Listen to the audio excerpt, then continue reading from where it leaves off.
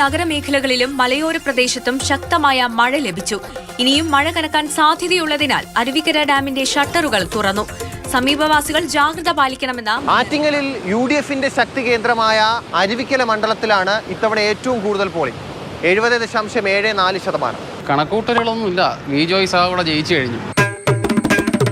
38,247 വോട്ടുകളാണ് കഴിഞ്ഞ വർഷത്തെ ഭൂരിപക്ഷം. ഈ വോട്ടുകൾ മറിഞ്ഞാൽ UDF വീഴും.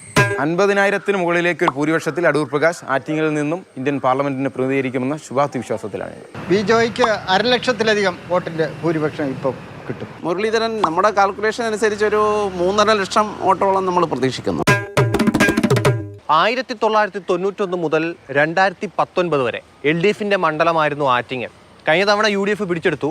ഇത്തവണ തിരിച്ചു പിടിക്കുമെന്തോ. ജോയ്ക്ക് ഏകദേശം ഒരു 4 ലക്ഷത്തിന് മുകളിൽ ഞങ്ങൾ പ്രതീക്ഷിക്കുന്നുണ്ട്. അത് യാഥാർത്ഥ്യമാവും.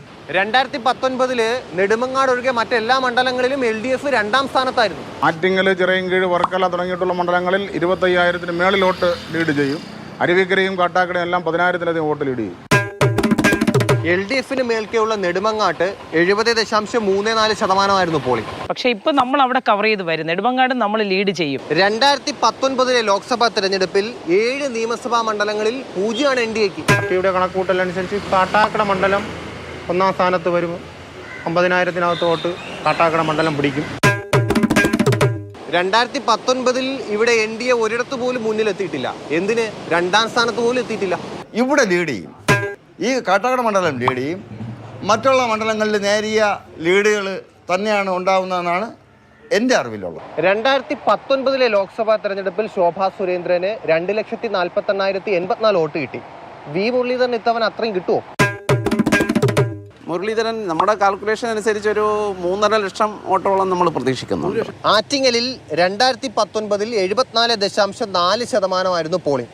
ഇത്തവണ 69.48% കുറഞ്ഞു.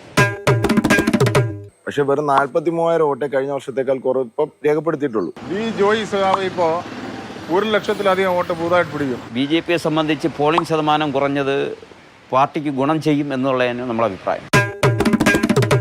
കണക്കിലെ കളി മുഴുവൻ ആറ്റിങ്ങലാണ്. ചെറിയ വ്യത്യാസങ്ങളേ ഉള്ളൂ. ആര് ജയിച്ചാലും ഭൂരിപക്ഷം കുറയും.